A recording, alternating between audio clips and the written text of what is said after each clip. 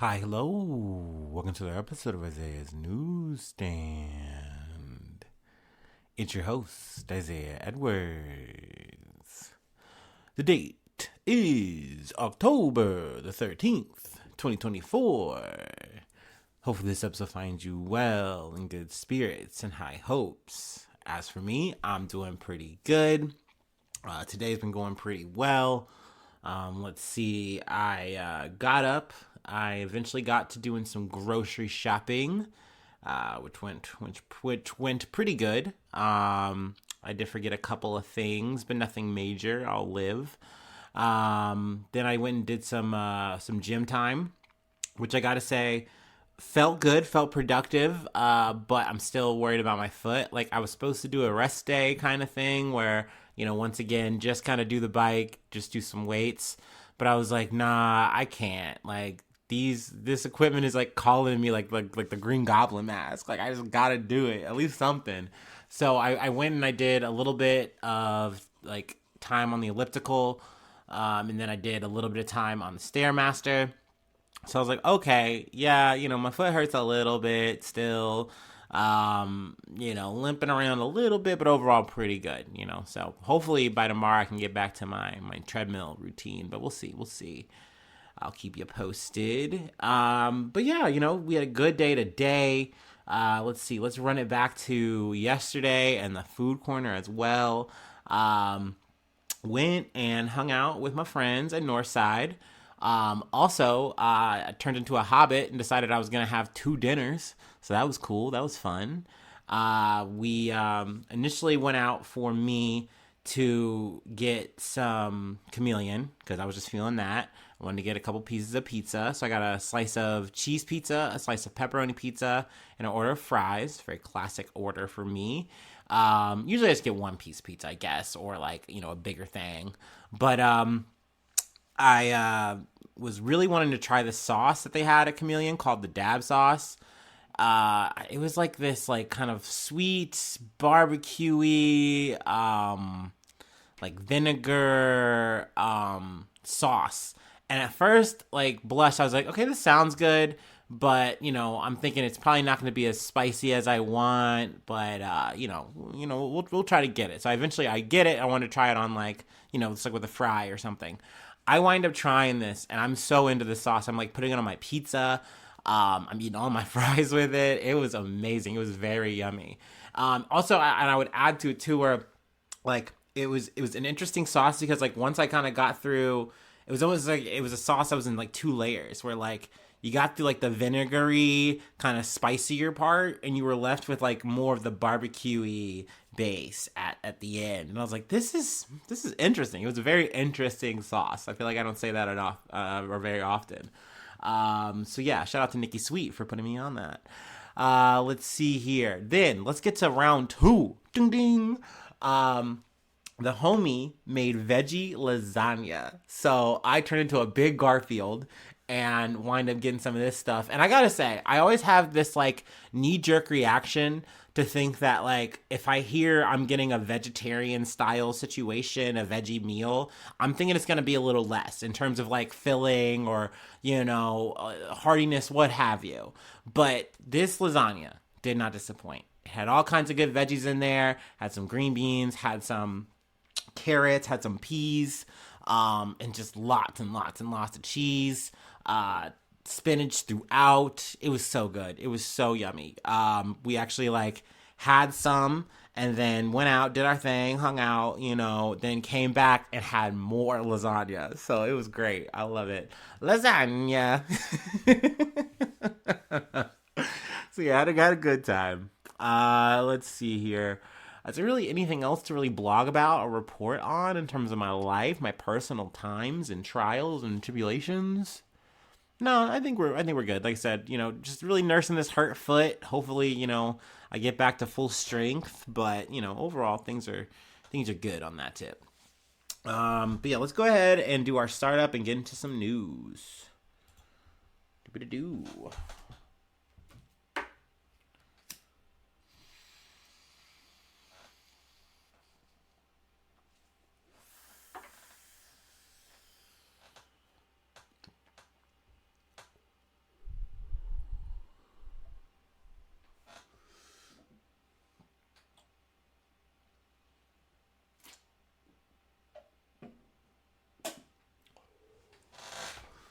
Ooh.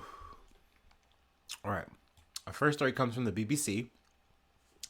Indian politician Baba Siddique shot dead in Mumbai. An Indian politician has been shot dead in the commercial capital, Mumbai. Gunmen opened fire on Baba Siddique, 66, near, excuse me, near the office of his son, who is also a politician, according to local media reports. 2 people have been arrested in connection with the killing. Siddique, a former local minister, was a senior figure in the politics of Maharashtra. We're gonna say that's best way to pronounce it. I'm gonna try. There we go. Maharashtra. There you go. Anyway, which is expected to hold legislative polls next month.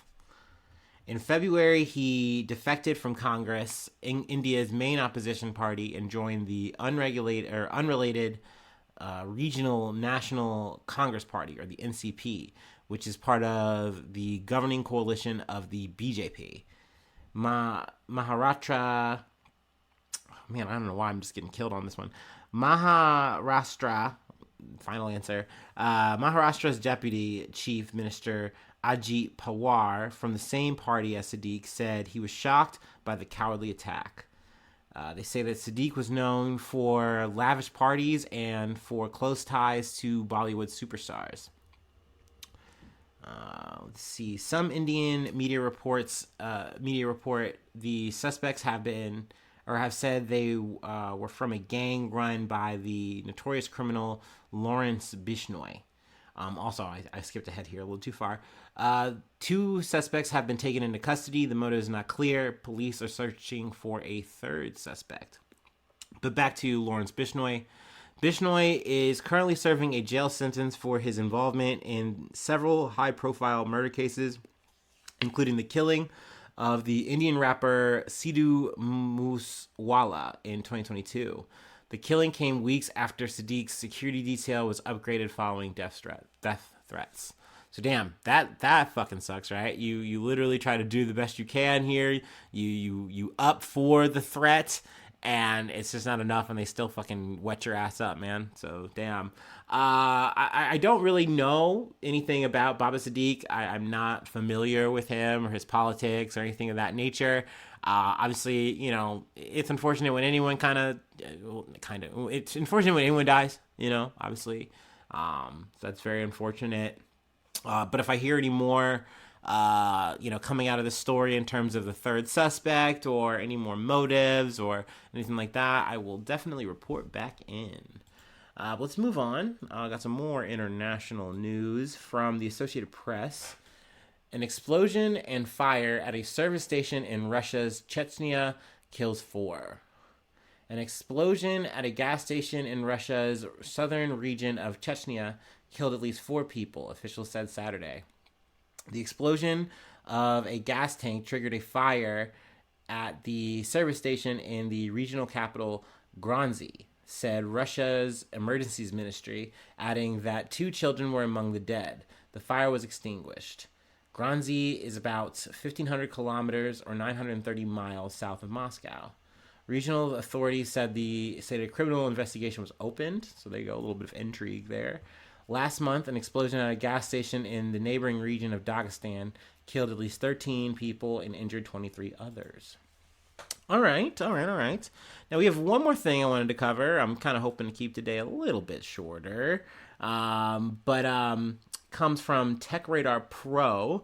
Actually, this is a bit of I guess you could say this is my first anonymous source tip. Someone put me onto this lead, and I said, okay, all right, I got you. I don't want to put you out there or anything like that, but I really appreciate it. And so, I figured, hey, we'll run this kind of article and, call it a day. So let's go ahead and do our last break, and we will go ahead and close it out.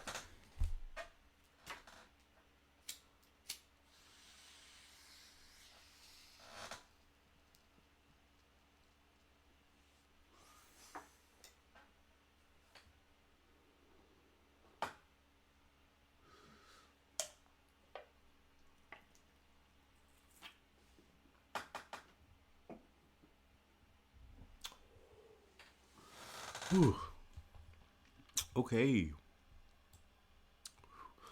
Whew. Once again, this is from Tech Radar Pro. ADT reveals another major network breach, but says no customer data revealed. ADP has confirmed. Excuse me. Ooh, ah.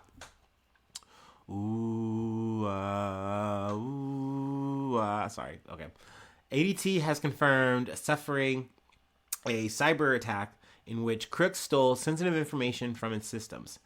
In an 8K form filed with the U.S. Securities and Exchange Commission, the American Home and Security Systems Provider said it recently became aware of unauthorized activity on its network. The subsequent investigation confirmed that a threat actor had managed to access the company's infrastructure using compromised credentials obtained through a third-party business partner. The company did not say which business partner was compromised. TechRadar Pro has reached out to ADT with further questions. Before being kicked out, the hackers managed to exfiltrate some information from ADT servers, the company confirmed. This includes encrypted data associated with employee user accounts. Customer information, including information regarding their security systems, has not been compromised, ADT confirmed. So yeah, that was something that I was like, okay, well, that's good news. That's definitely a positive. I mean, you don't want to see any kind of breaches in security like this. That shows a certain kind of weakness that it's like, okay, if we don't circle this up, if we don't settle up here and get stronger and reinforce, this could get worse. This could become a worse exploit for us in the company. And eventually it could get to the point where customer data is, breached, which I think they reference actually later in this article. Yeah, we can go ahead and get to that. Actually, this is not the first time ADT has had to put out a cybersecurity fire, as it suffered a similar incident in June of 2024 that saw threat actors access customer order details as well as limited customer information that included people's email addresses, phone numbers, and postal addresses. So that's much more of a fucking breach that like matters to you or I. Also, it's worth noting, like, this is, if I hadn't said this, or it was said in the article, like, this is home security stuff. Like, you don't want this kind of stuff compromised. Like, you're paying so that you can keep, the bad people out, the people who are gonna, like, potentially do you harm or whatever, right? Like, that's what this security is for. So you don't want to see that kind of shit breached, right? That's very unsettling, very scary. But naturally, there's so much digital aspects to this that, that it can be, potentially penetrated and become, something that's, scary, unfortunate. But yeah, this was just something that kind of came onto my radar via, once again, an anonymous source. So I was like, ooh, thank you for the news. So I figured I'd yap about it a little bit. I do want to stress once again, though, that this was something that was on the employee side. So good that they are as on it as they are, and that it isn't something that's affecting the customers. I've definitely talked about in the past and heard stories of companies that get their shit potentially breached and the customers are compromised and they sit on that information for way too long until like the SEC or some company kind of comes and says, hey, we're doing investigations, we're finding all this information, and then it gets revealed. Like, that's way too late. So good that these companies are trying to do the best that they can. Excuse me. But I mean, sadly, there's kind of always going to be holes. There's going to always kind of be gaps in your security, no matter how, enriched and how reinforced it is, especially because you have to have it so that you can work with these other parties.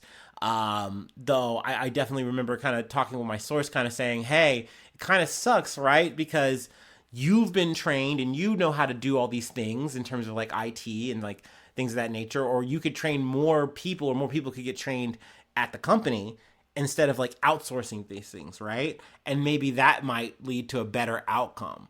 But naturally it's just cheaper to do the latter of just outsourcing the work and hiring other parties to do this and that way you don't have to actually do all the stuff at home, or quote unquote, you know what I mean? You can silo this and that off.